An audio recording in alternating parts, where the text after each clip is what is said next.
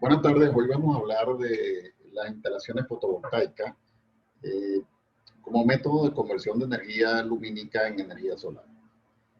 Estas instalaciones que vamos a ver hoy son instalaciones no tan eficientes, pero sí el impacto ambiental es bastante reducido en este tipo de instalación. Voy a compartir con ustedes pantalla para que conversemos sobre el tema en particular.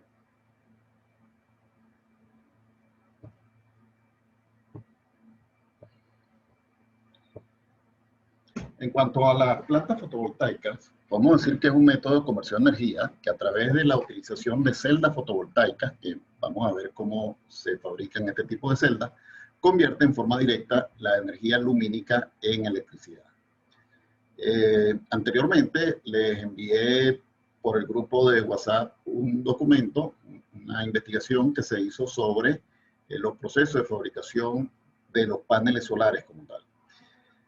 Nosotros en este curso mejor dicho, tiene como objetivo no tanto el diseño y la fabricación del panel, sino la selección del mismo para lograr una conversión eficiente de energía lumínica a energía eléctrica. ¿Qué ventajas vamos a tener cuando seleccionemos una planta fotovoltaica? Bueno, estas ventajas serían las siguientes. Primero, no consume combustible, no produce contaminación ambiental, es silencioso, tiene una vida útil superior a 20 años, aunque en realidad esos son parámetros muy teóricos. Normalmente la vida útil está en los 15 años.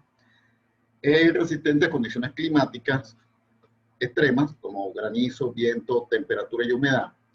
No posee partes mecánicas, por lo tanto el mantenimiento debe ser mínimo, solamente mantenimiento en cuanto a la limpieza del panel. Permite aumentar la potencia instalada mediante la incorporación de nuevos módulos fotovoltaicos. Entonces, entre estas ventajas que tenemos aquí, tenemos que colocar entre comillas la segunda, que es que no produce contaminación ambiental. En realidad, el panel como tal produce, el impacto ambiental es muy poco, pero nosotros en la planta fotovoltaica vamos a tener unas baterías. Esas baterías seguramente van a ser de plomo. Esa batería tiene una duración aproximadamente de 2 años, y cuando se desechan esas tuberías, esas baterías sí tienen un impacto ambiental bastante elevado. Entonces el panel como tal no tiene impacto ambiental, o sea, reduce la contaminación ambiental, además que no hay emisiones de gases que puedan dañar la capa de ozono, pero tiene un componente que es la batería, y la batería sí produce un impacto ambiental. Entre las principales aplicaciones vamos a encontrar entonces la siguiente. Electrificación de inmuebles rurales, lo que son luz, televisión, telefonía, comunicaciones, bombas de agua, electrificación de cerca, alumbrado exterior, balizado de señalización, protección catódica, aplicaciones navales y aplicaciones en casas rodantes. Entonces, últimamente también se está aplicando a la parte de automotriz, ¿no? A lo que es el transporte automotriz. Bueno, entonces, esas serían las aplicaciones en sí. Y los componentes que vamos a tener en el sistema, entonces, normalmente tenemos una corriente continua de 12 voltios. Esos paneles o módulos los paneles que vamos a seleccionar, que pueden ser de diferentes marcas. Tenemos de la Siemens, tenemos de la Kyocera, tenemos de la Sanyo, hay diferentes marcas. Tenemos que considerar entre sus componentes el soporte de los mismos, es decir, la estructura o el bastidor donde vamos a colocar los paneles, los reguladores de carga y lo que es el banco de batería. ¿Okay? Si vamos a utilizar corriente alterna, entonces tenemos unos componentes adicionales como son el inversor de corriente, tenemos los tableros asociados al sistema de instalación y tenemos los reguladores. ¿Okay? Entonces esos serían unos componentes adicionales. Con este tipo de instalación nosotros podemos tener entonces tanto corriente continua como corriente alterna. ¿Okay? Normalmente las instalaciones que vamos a tener van a ser unas instalaciones que tienen tanto corriente continua como corriente alterna. Si yo necesito solamente corriente continua y necesito operar un motor a corriente continua solamente de día, entonces me ahorro lo que son las baterías. O sea, no le doy autonomía al sistema, sino simplemente cuando a los paneles, en los paneles incide la luz, esa luz es convertida en energía eléctrica y esa energía eléctrica directamente me produce el movimiento del eje del motor. Pero eso es solamente si tenemos la instalación a luz de día. Una forma, digamos, esquema muy general de cómo instalaríamos el sistema, tendríamos entonces el panel fotovoltaico, que ya vamos a hablar un poco más a más profundidad sobre este panel. Tenemos el regulador de carga de la batería como tal, el tablero. Luego tenemos, bueno, si tenemos un consumo de corriente continua, entonces el consumo de corriente continua simplemente va directamente pues, de la batería a los equipos. O mejor dicho, de la batería al tablero, el tablero a los equipos. Si todos lo centralizamos en un tablero. Tenemos luego el inversor de corriente, tenemos la corriente alterna. Para corriente alterna vamos a tener seguramente un televisor, un videograbador, a lo mejor algunas máquinas, donde vamos a sacar la energía del mismo panel. Entonces, en resumen, nosotros tenemos lo siguiente. Vamos a tener un panel fotovoltaico que almacena esa cantidad de energía que estamos obteniendo del sol, almacena esa energía en una batería. Esa energía que está en la batería la podemos utilizar a cualquier hora, tanto en corriente continua como en corriente alterna. Y tenemos entonces el panel, la celda, perdón, o la célula, la célula con que vamos a componer el panel. Entonces vamos a tener que podemos dopar. El dopaje se entiende como agregar al silicio que vamos a utilizar boro o fósforo, cualquiera de los dos componentes, con la finalidad de aumentar la cantidad de electrones o aumentar la cantidad de protones. Entonces yo puedo hacer un dopaje negativo, puedo hacer un dopaje positivo. Entonces, en este modelo que tenemos aquí, si la luz incide sobre el silicio, que además el silicio puede ser de varias formas, puede ser un silicio amorfo, puede ser un silicio monocristalino, puede ser policristalino, y el silicio, digamos, más costoso, el más caro que vamos a conseguir, aunque normalmente los silicios, el silicio como tal no es tan costoso, pero el más costoso es el monocristalino. Luego viene el policristalino y luego viene el silicio amorfo. El silicio amorfo, para que tengan una idea, es el silicio utilizado en muchas de las calculadoras y en los cargadores solares. Calculadores y cargadores solares.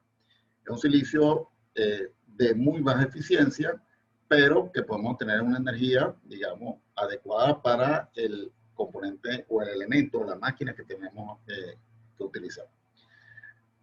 Ok. Entonces, para que tengan una idea, pues, al incidir la radiación solar sobre la celda, los fotones que la integran chocan con los electrones de la estructura de silicio. Acuérdense que hay exceso de electrones, dando la energía y transformándolos en conductores. Es decir, los electrones van a tratar de escapar de esa cara debido a que hay electrones en exceso. Entonces, esos electrones se mueven y al moverse entonces me generan esa diferencia de potencial que vamos a requerir nosotros. Entonces, los electrones van a ir de una capa a otra en el panel que vamos a construir. Hablemos del silicio monocristalino. Entonces, normalmente el silicio que vamos a tener o la célula con la que vamos a componer el panel, la vamos a generar debido a que vamos a obtener silicio. En Venezuela la cantidad de silicio, hay mucho silicio, el silicio es bastante abundante acá, pero no existe la tecnología para desarrollar el panel.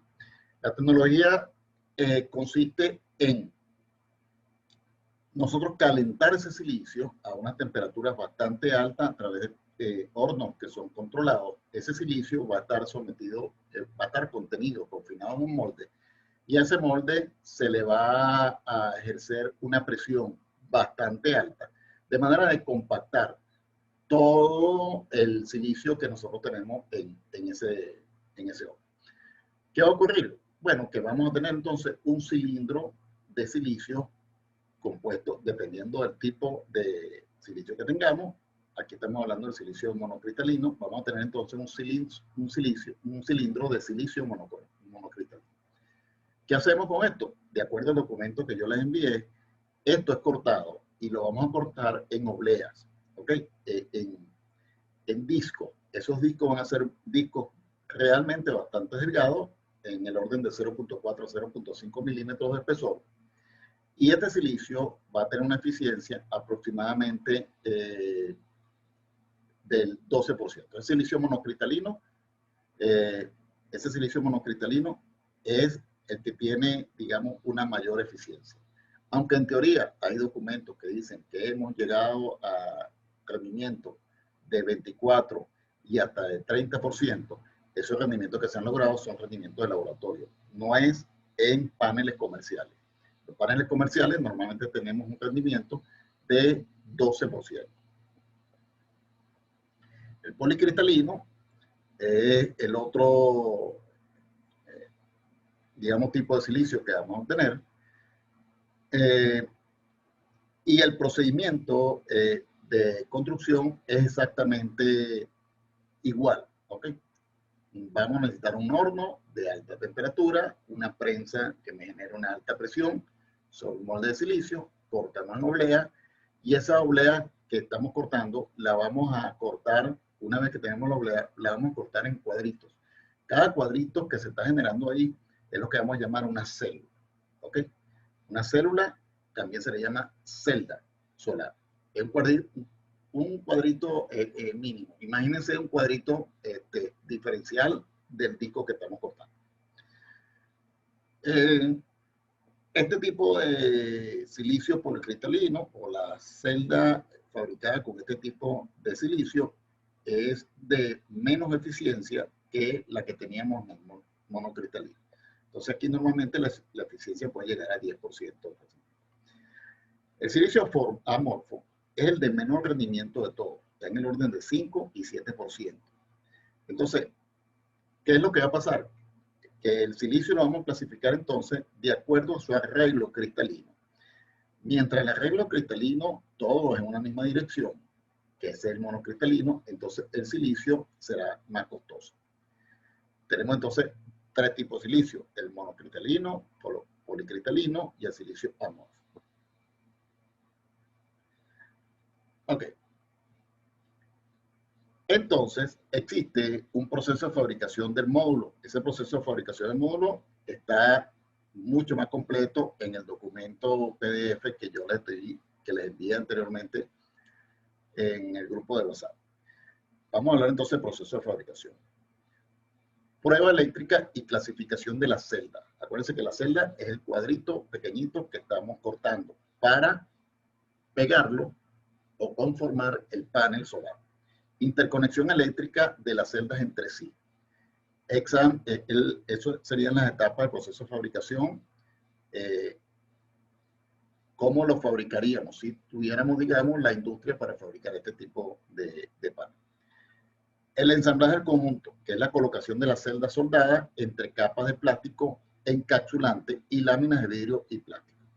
Laminación del módulo. Entonces, el conjunto en total se procesa en una máquina semiautomática de alto vacío y a través de un proceso de calentamiento y presión mecánica se conforma el laminado. El curado, entonces, es el siguiente paso.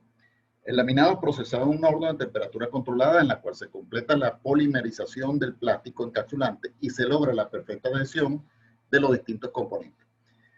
El conjunto, después de curado, forma una sola pieza. Mira, es importante pegar bien la celda a la base del panel y pegar bien el vidrio protector, que debe ser de cara paralela. Ese es, digamos, uno de los componentes más costosos del panel, la protección del panel. Debe ser de cara paralela para no bajar aún más la eficiencia por métodos ópticos.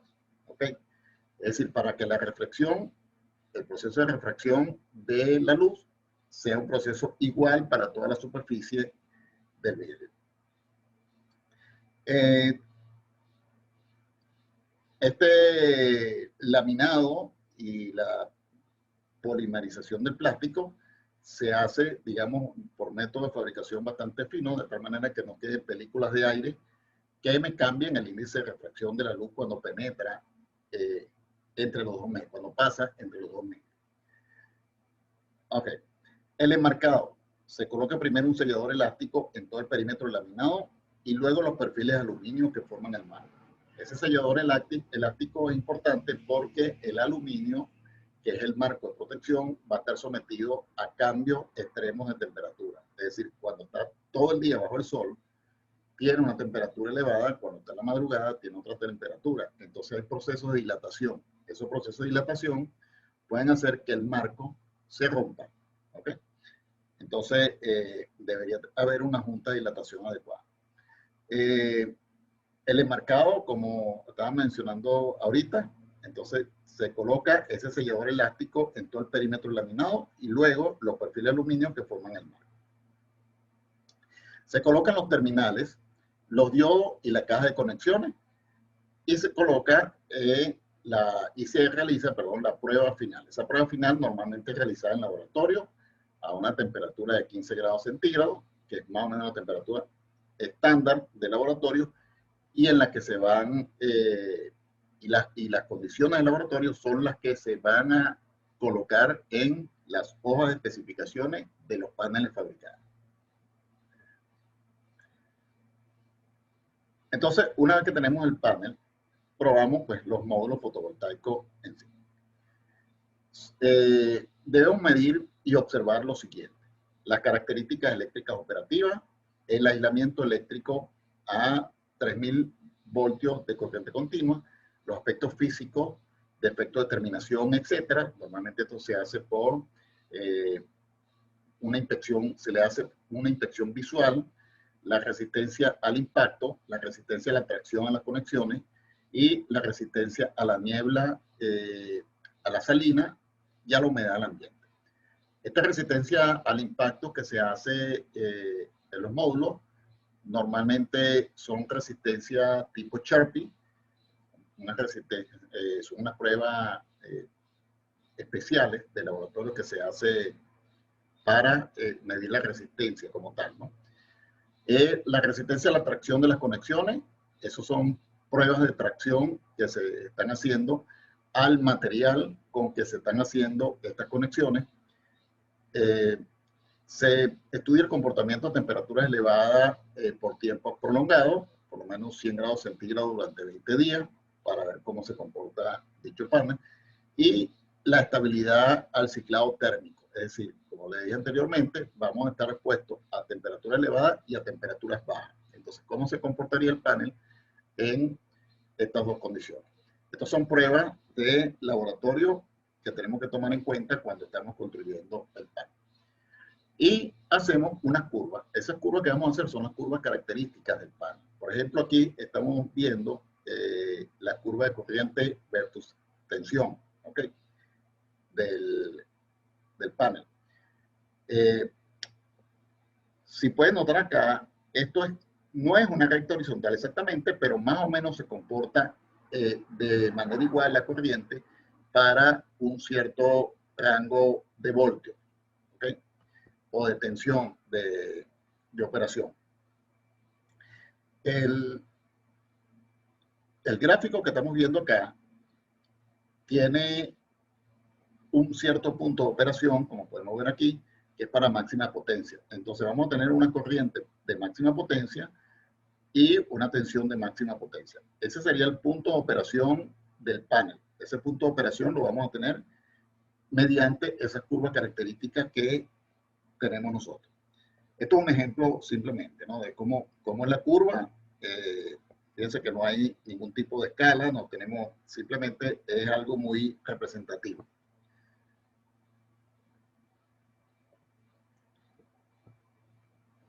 Entonces los valores trascendentales aquí, en esa curva que estamos analizando, serían la corriente de cortocircuito, que es la máxima corriente que puede entregar un dispositivo bajo condiciones determinadas de radiación y temperatura, correspondiendo a tensión nula y, consecuentemente, a potencia nula.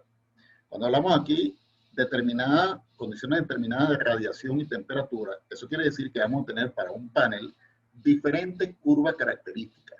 ¿Por qué? Porque ese panel puede estar expuesto a diferentes temperaturas. Ok. Tenemos la tensión de circuito abierto, que le vamos a llamar VCA, que es la máxima tensión que puede entregar un dispositivo bajo condiciones determinadas de radiación y temperatura, otra vez. Y ahí la potencia y la corriente van a ser nulas, van a ser cero. Luego vamos a ver que tenemos la potencia pico, el máximo valor de potencia que puede entregar el dispositivo. ¿Ok? Y corresponde al punto de la curva en el cual el producto B por I es un máximo. La corriente a máxima potencia, IMP, que es la corriente que entrega el dispositivo a una potencia máxima, y tenemos la tensión a máxima potencia, que es la tensión que entrega el dispositivo a una potencia máxima. Todo esto es en condiciones controladas de radiación y temperatura. Entonces, para una cantidad de radiación y para una temperatura de exposición, vamos a tener una curva. Digamos curva 1. Para otra temperatura y otra radiación, una curva 2. Y así sucesivamente vamos a tener n curvas para un mismo panel. Pero los paneles pueden estar afectados por factores ambientales. ¿Ok? Entonces, entre los factores ambientales tenemos la radiación solar. Vamos a hablar un poquito de esto. Es el resultado de un cambio en la intensidad de radiación. Entonces, me va a producir una variación en la corriente de salida. Acuérdense que nosotros vimos anteriormente lo que era la ley de Wayne y la ley de Rayleigh y de James. Entonces, esas leyes me hablaban de un corrimiento dependiendo de la cantidad de radiación que pueda ser emitida. Me hablaban de un corrimiento a la longitud de onda. Entonces, eso me causa un efecto sobre la tensión que puede proporcionar el panel. Está el efecto de temperatura también. Ahí en esa gráfica también se vio que el corrimiento de la longitud de onda variaba o se corría hacia la izquierda en la medida que la temperatura se elevaba más. Entonces, por efecto de temperatura, el principal efecto provocado por el aumento de la temperatura en módulo es una reducción de la tensión en forma directamente proporcional. Si aumenta la temperatura, hay efectos secundarios de esto. Y esos efectos secundarios van a ser sobre la resistencia en sí. Si hay un aumento de temperatura, hay una dilatación. Acuérdense que ahí las celdas están conectadas entre sí, hay unas conexiones, hay unos conductores entre celda y celda, y entonces esos conductores, en la medida que hay dilatación, están sometidos a una tensión, hay un cierto alargamiento, y eso hace que cambie la resistencia. Aunque ese efecto es un efecto, digamos, muy bajo, también se debería controlar para evitar entonces problemas en la soldadura, para evitar problemas de que debido a la tensión y a la distensión del conductor se produzca entonces lo que se llama técnicamente soldaduras frías, que no me permita entonces la transmisión de la corriente. Ok, de manera que podemos entonces combinar celdas de la siguiente manera. Cuando hablamos de combinación de celdas, estamos hablando que las celdas las podemos nosotros pegar, digamos, para generar un panel en sí. Podemos colocar las celdas con diferentes tipos de arreglos. Para una celda, una sola, es decir, un solo cuadrito diferencial, lo que estamos hablando, entonces la entrega de corriente va a ser proporcional a la superficie de la misma. ¿Ok? Y no solamente a la superficie, sino también a la intensidad de luz que está llegando en esa área determinada. La intensidad de luz. Esa intensidad de luz lo vamos a llamar más adelante irradiancia. El conjunto de celdas que vamos a colocar, si colocamos esa celda en serie, lo que estamos logrando es que vamos a tener el panel, vamos a tener una cantidad de celditas pequeñas colocadas en serie, y entonces el voltaje que vamos a tener total debería ser la suma de los voltajes individuales o tensiones, como la quieren llamar ustedes. Ok. De manera que la mayoría de los paneles tienen esos arreglos van a ser en serie, esos son los paneles comerciales, y nosotros vamos a considerar entonces que la tensión que me va a suministrar el panel depende de la cantidad o número de celdas con que esté construido.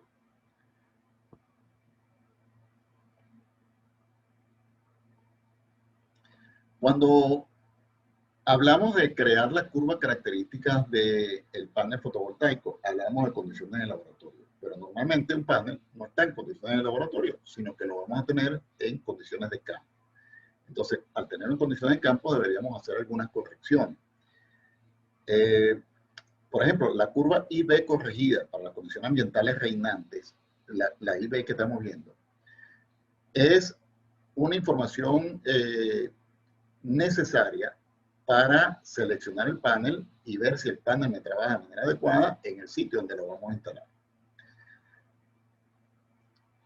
Otra de las informaciones cruciales es la cantidad de carga que vamos a conectar en el panel para seleccionar el panel.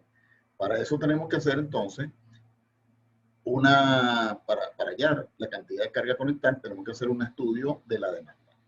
Entonces, hacemos un estudio de la demanda y vamos a ver en 24 horas, o dependiendo del tipo de horas, vamos a ver cómo es la tensión y la corriente. Entonces, la potencia máxima la salida durante el día. Eso, vamos a estudiar la curva como tal. Por ejemplo, aquí tenemos una cantidad de amperaje y tenemos una cantidad de voltios. ¿Ok? Tenemos que al mediodía construimos la curva característica corriente, tensión. A las 16 horas, por ejemplo, tenemos la curva característica. A las 9 horas tenemos otra curva característica. Estas curvas características que aparecen aquí nos está diciendo cómo se comporta la intensidad eléctrica en función de la tensión o el voltaje para unas ciertas condiciones ambientales y durante el día. ¿Okay? Por lo tanto, obviamente habrá una familia de curvas que vamos a tener para la característica de ese módulo. Toda esa información la tienen los fabricantes. La curva de potencia máxima del módulo, entonces para una cierta potencia en watts y para una hora definida al día, vamos a tener, por ejemplo, una curva que se comporta más o menos así.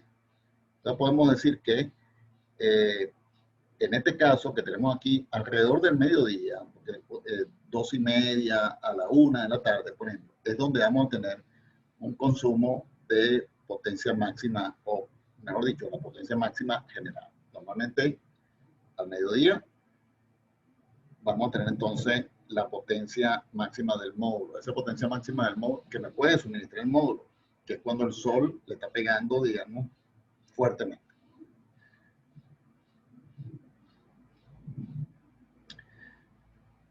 Ok. Otro punto interesante sobre este tema es la interacción con una carga resistiva. Entonces, si tenemos un módulo y agarramos los bornes de los módulos, que son los terminales, ¿okay? Y lo colocamos a una lámpara incandescente, observamos cómo se comporta esta lámpara, o cómo se comporta el módulo, mejor dicho. Si la lámpara incandescente, que la lámpara me va a simular el efecto de una resistencia eléctrica, ¿no? veamos cómo sería en ese caso. Entonces tenemos una curva característica, que sería esta. Tenemos que para el funcionamiento, para el caso de potencia máxima, vamos a tener el punto de operación del panel, que sería este para el caso de potencia máxima. Eso lo podemos visualizar nosotros directamente con el bombillo, ¿ok? O con la lámpara, como la quieran llamar. Tenemos la potencia máxima. Tenemos que, para una baja resistencia, sería esta la recta que vamos a tener, y para una alta resistencia sería esta. Entonces, el punto de operación del módulo será el de la intersección de su curva característica con una recta que representa gráficamente por la expresión I igual a B sobre R. Acuérdense que estamos hablando de componentes ómnicos, siendo R la resistencia de la carga a conectar.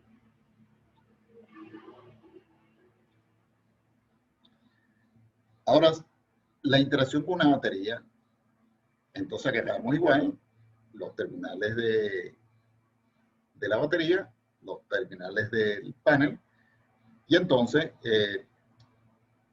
observamos, ¿ok?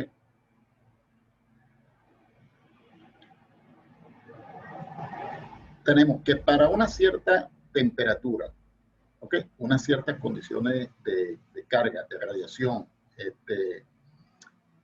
y descarga, vamos a tener la misma curva característica que teníamos, y entonces vamos a tener un rango de tensiones donde normalmente la batería está trabajando. Entonces la batería trabaja entre 14 y 11. Si es el rango de operación de la batería, en ese rango de operación de la batería vamos a tener entonces un consumo de corriente que es más o menos constante.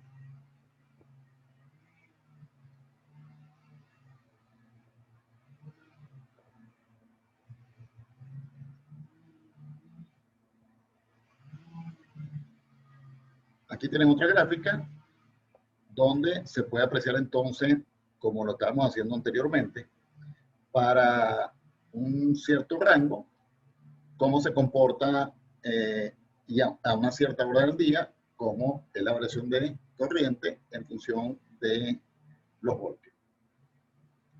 Más adelante vamos a ver, o en la próxima clase vamos a ver nosotros, cómo se calcula o cómo se selecciona el panel, el número de paneles, para una cierta demanda de la instalación, o sea, una cierta demanda del proyecto como tal. Aquí lo que estamos viendo son las puras condiciones teóricas. Aquí tenemos un ejemplo de cómo la interacción con un motor de corriente continua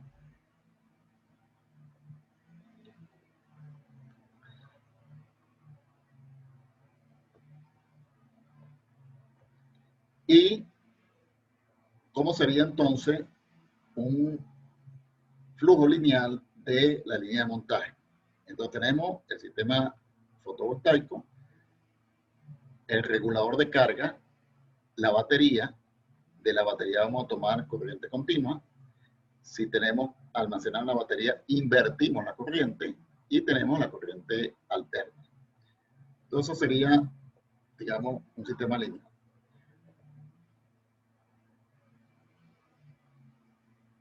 De manera que nosotros podemos hacer un estudio de la demanda, cuál es la demanda de energía durante el día, cómo es esa curva del sistema, ¿ok? Que sería esta curva del sistema que aparece aquí. Y podemos ver cómo el comportamiento de la curva del sistema con respecto a la demanda.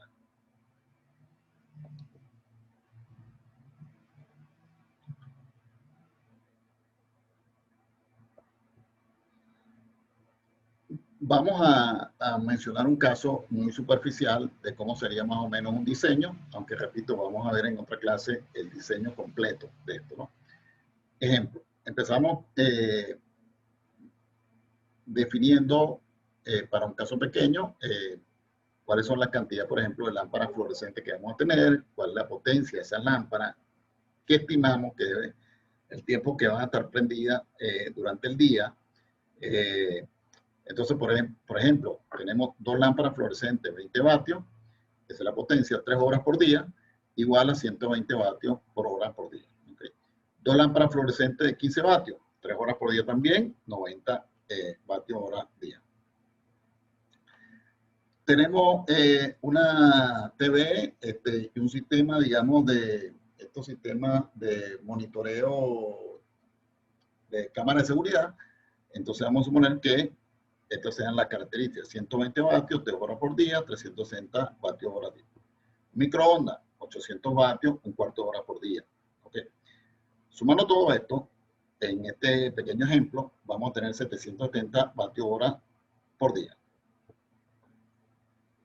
Tiene, aquí está una tablita de potencias típicas de algunos equipos. ¿Ok? Y qué es lo que haríamos en sí. Entonces, el paso 1, especificamos las cargas. Es decir, describimos la potencia en horas de consumo total que vamos a tener. Para eso, repito, tenemos que hacer una tabla bien organizada con la cantidad de elementos que me consumen potencia y aquellos elementos donde yo voy a satisfacer, ¿okay?, la demanda. Tenemos que tener también un mapa solar, o por lo menos tener de manera clara cuál es la irradiancia de solar en la zona. Aquí se pueden ver, esto es 2, 3, 4, 5, 6, son horas de irradiancia efectiva que se van a obtener aquí en este mapa mundo. Entonces, en Venezuela estamos hablando aproximadamente de 4 horas de irradiancia efectiva que vamos a tener.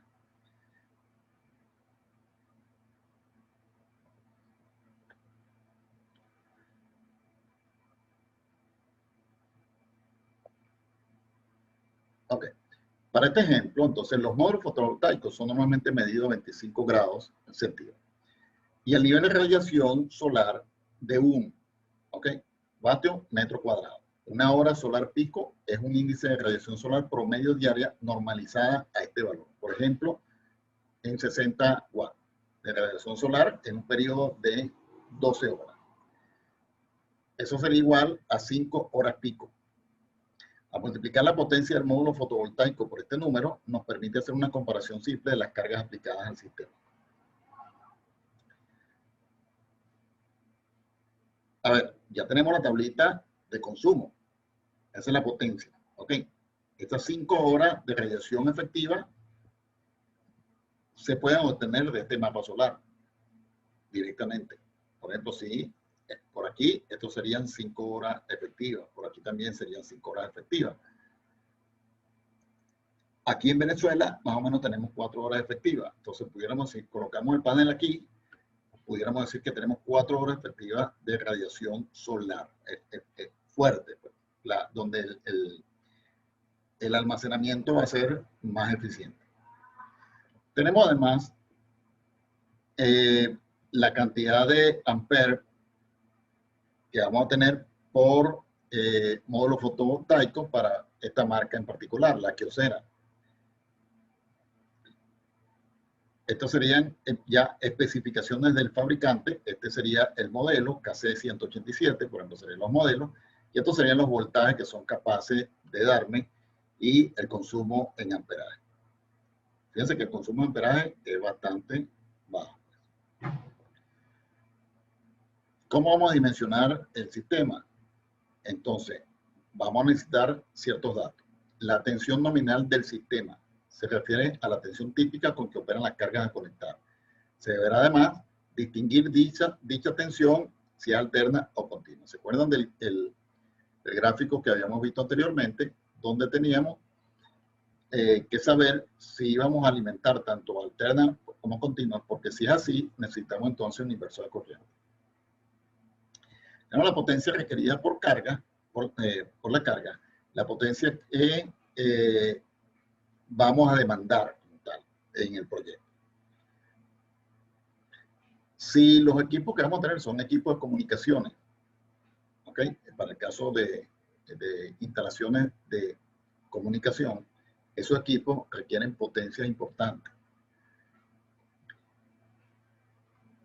hay que considerar entonces normalmente una instalación de fotovoltaica para equipos de telecomunicación. Vamos a requerir paneles que tengan bastante potencia, o el número de paneles debe ser más o menos elevado.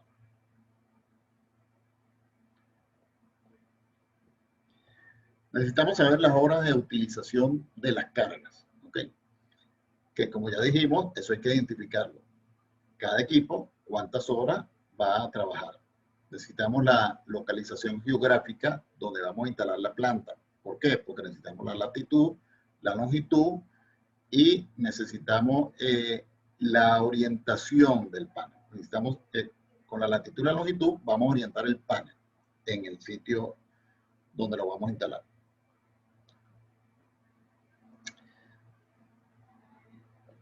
Ok.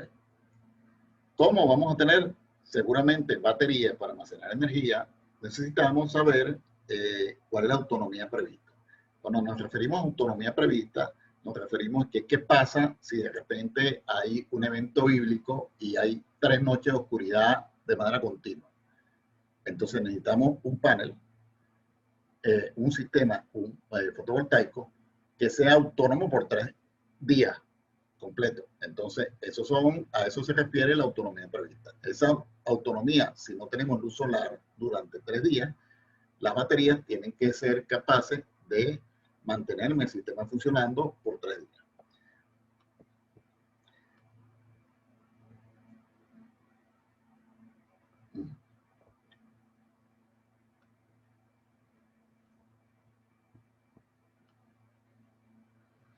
Entonces, como dije anteriormente,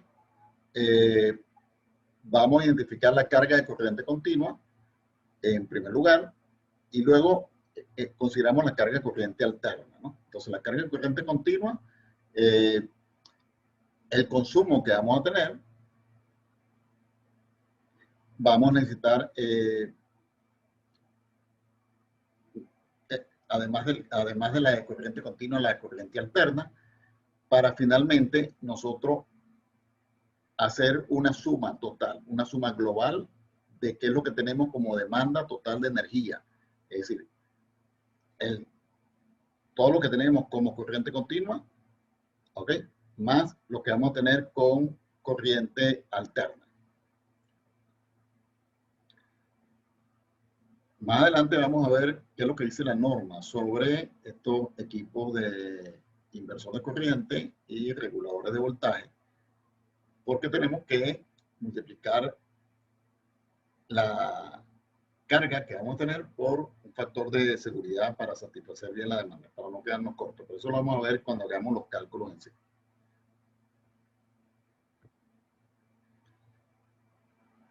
Ok, esto es, digamos, más del resumen que hayamos hablado, que tenemos que determinar la zona de instalación para poder orientar el panel. Ese panel, además, tenemos que, eso no aparece aquí, pero hay que considerar si ese panel va a ser un panel fijo, si el batidor del panel es fijo, si el batidor del panel es móvil. Si el batidor del panel es fijo, entonces aplica para ese batidor de plano fijo el mapamundi que teníamos anteriormente, que nos decía la cantidad de horas y radiancia efectiva que íbamos a tener en la zona.